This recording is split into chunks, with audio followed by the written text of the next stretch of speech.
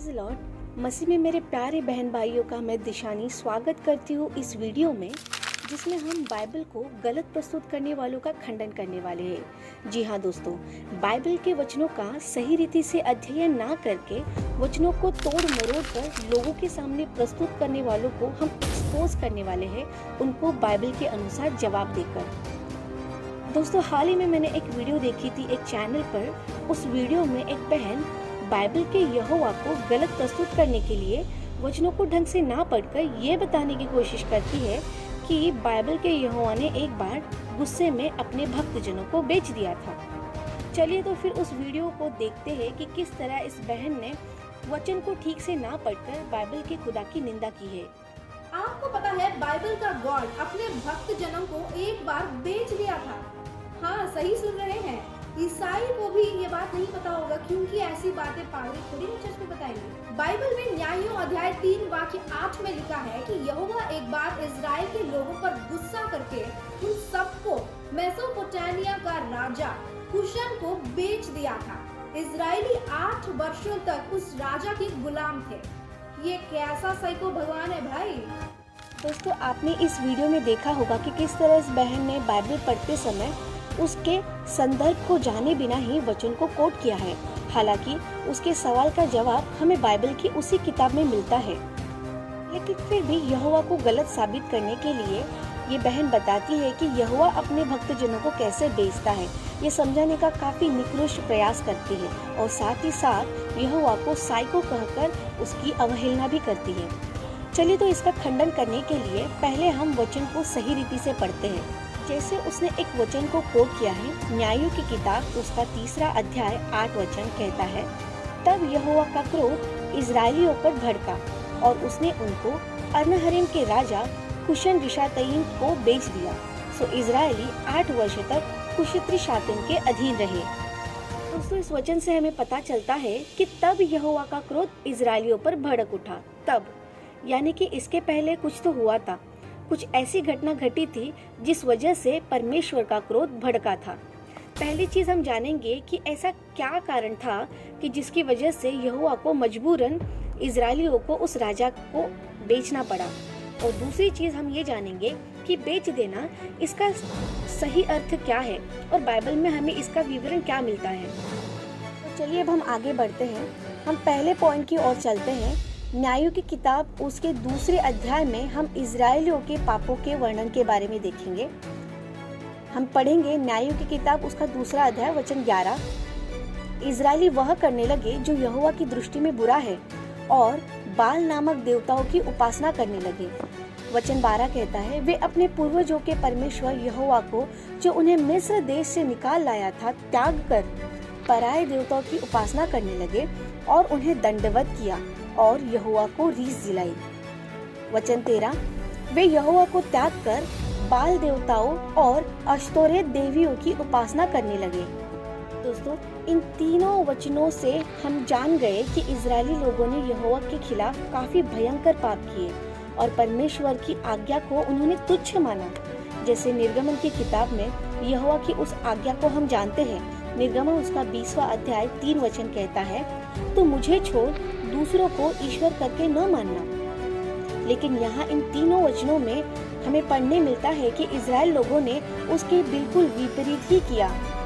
जाहिर सी बात है दोस्तों कि इजरायलियों के इन भयंकर पापों को देख परमेश्वर को क्यों न दुख होगा, और इसी वजह से यहोवा ने उन लोगों को सबक सिखाना जरूरी समझा। अब हम न्यायों के 3 अध्याय का विवरण देखते हैं। इजरायलियों में से जितने भी कनान के देश की लड़ाइयों में भागी न हुए थे, उन्हें परखने के लिए यहोवा ने कुछ जातियों को वहां रहने दिया, ताकि पीढ़ी पीढ़ी के इजरायलियों में से जो लड़ाई को नहीं जानते थे वे सीखे और जान लें।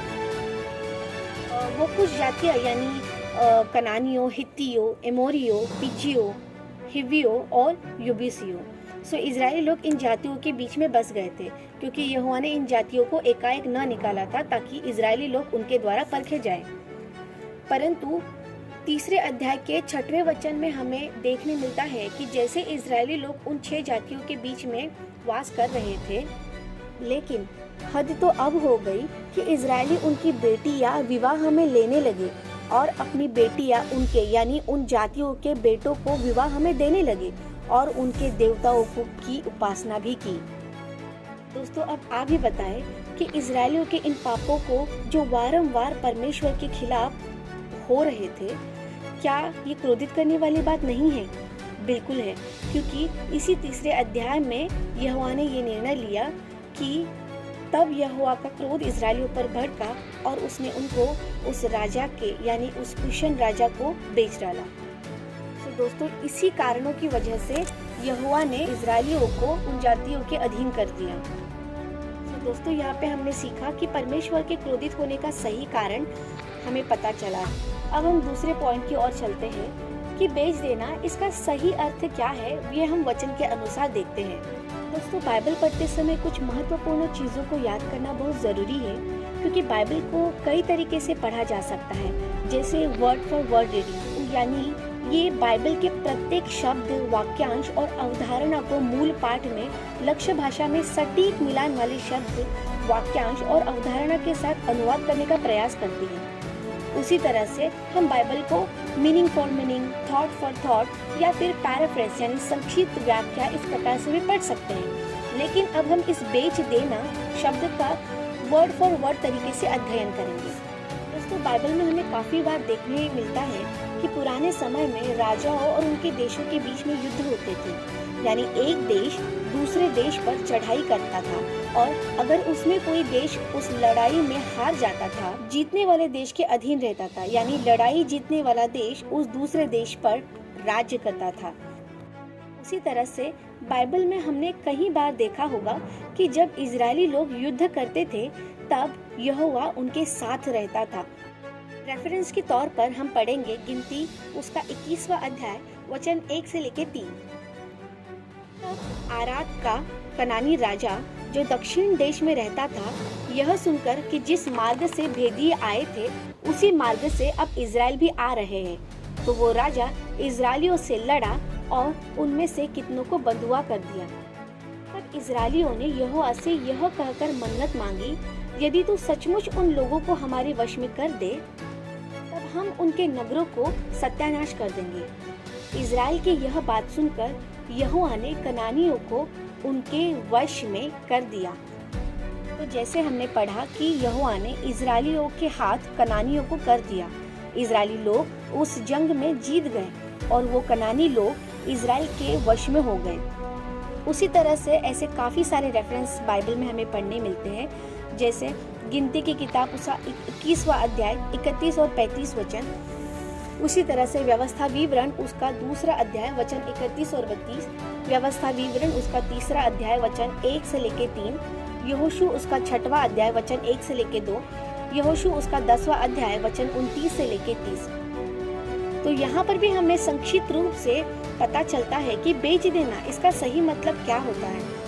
यानी अगर हम इसको एक इजी इंग्लिश में भी पढ़ते हैं तो समझ आता है। इसका ट्रांसलेशन कहता है कि वचन न्यायों की किताब के 3रे अध्याय के 8वें वचन को ही पढ़ेंगे।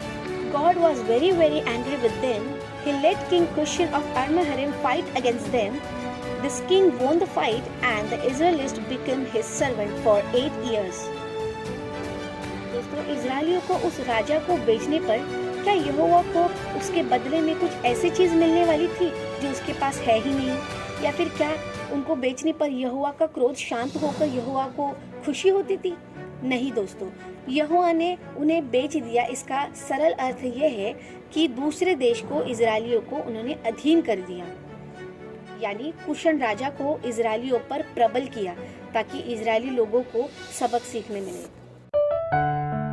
आशा करती हूँ कि इस वीडियो के माध्यम से इस बहन ने उठाए हुए सवाल का सही जवाब आपको मिला होगा। प्रभु आपको आशीष करे। जय मसीह की।